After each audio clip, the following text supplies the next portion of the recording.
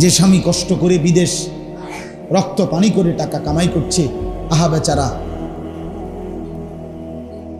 সুখ বলতে আহ্লাদ বলতে কিছুই নাই, নিষ্প্রাণ এক জিন্দিগি, প্রবাসের জিন্দিগি।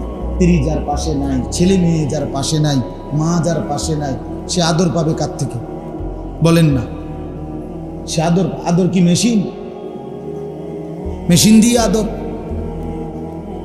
তাহলে সব কিছু ছেড়ে শুধু বিবি বাচ্চার একটু সুখের জন্য যে মানুষটা 12 বছর 18 বছর বিদেশের জমিনে পড়ে আছে, কষ্ট করে জীবনের সবটুকু দিয়ে টাকা পাঠাচ্ছে, তার ছেলেও নামাজ পড়ে না, মেয়েও নামাজ পড়ে না, স্ত্রীও যদি পর্দা না করে, তো এই বেচারার জীবনের অর্জন কি? দুনিয়ারও কোনো সুখ মিলল না, তোমার আখিরাতও মিলল না, তোমার অর্জনটা কি ভাইয়া বলেন? আল্লাহ আমাদেরকে মাফ করে দেন। চলেন বাস, এই জন্য বললাম আপনাদের মধ্যে এটা ভাবেন, আপনারা ইনসাফের সাথে, মাঝবয়সী মুরব্বী অনেক আছেন, আপনারাও ভাবেন চাচা শেষ হায়াতটা কেমনে কাটাইতেছেন? এত বছর বয়স, এখনো বিড়ি খান, লজ্জা লাগে না?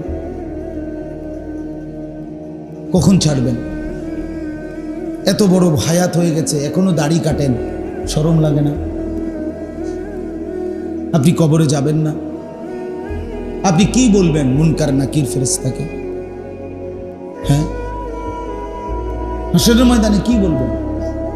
সুম্মা লা তুসআলুন্না ইয়াওমাইদিন আনিন নাঈম। রব্বুল আলামিন বলেন, আমি হাসরের ময়দানে বান্দা আমার প্রত্যেকটি নিয়ামত সম্পর্কে একটি একটি করে জিজ্ঞেস করব। রব্বুল আলামিন বলে, এই চোখে আমি বান্দা তোমাকে তুই দেখবার মতো শক্তি দিয়েছিলাম 40 বছর, এই চোখের হক কি আদায় করেছো বলো? হাতের কি হক আদায় করেছো বলো বান্দা? আল্লাহ কোরআনে বলেন, হাত্তা ইদা মা জাউহা।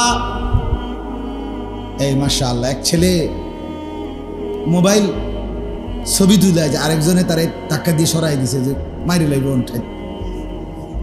মাশাআল্লাহ মাশাআল্লাহ, যে ভাই এইটুকু খেদমত করলে আল্লাহ তোমারে বরকত দান করে, সে বিষয়টা বুঝছে যে না, অবস্থা খুব বেতাল,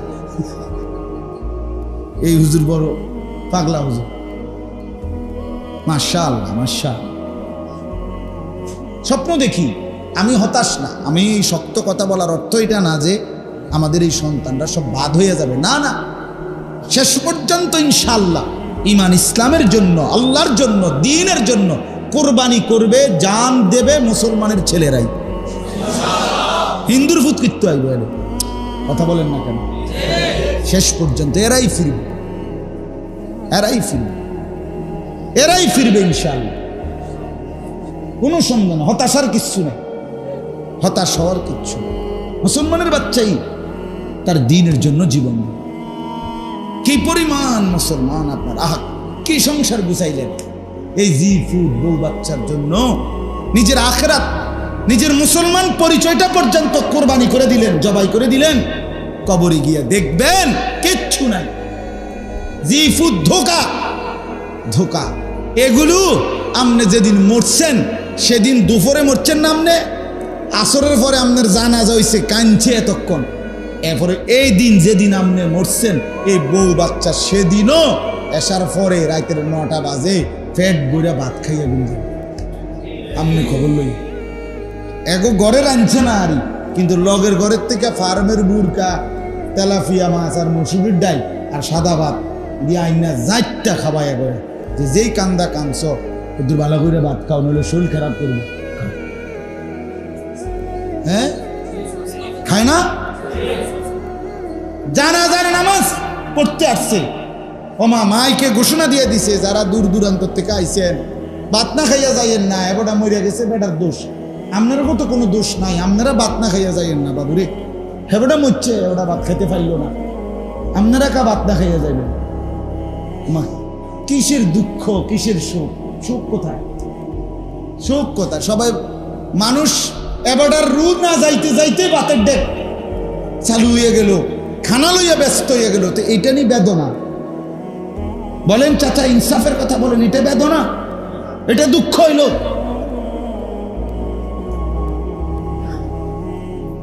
আমি নিজে কিতাবে পড়ছি, হযরত হাসান বসরি রাহমাতুল্লাহ আলাইহি বলেন, আমাদের জমানায় কোনো মানুষের মৃত্যু হলে জানাজা যেখানে হইতো, উনি বলেন আল্লাহর কসম, জানাজার মাঠের উপস্থিতি মুসলমান দেখে কেউ বুঝতে পারতো না স্বজন মারা গেছে কার, এটা আলাদা করে বুঝার কোনো উপায় ছিল না। পুরা মজমা এইভাবে কাঁদতো যে কেউ বুঝতো না আলাদা যে কার লোক মারা গেছে, মনে হচ্ছে যেন পুরা মহল্লাবাসীর লোকে মারা গেছে। কথা তো ছিল এই,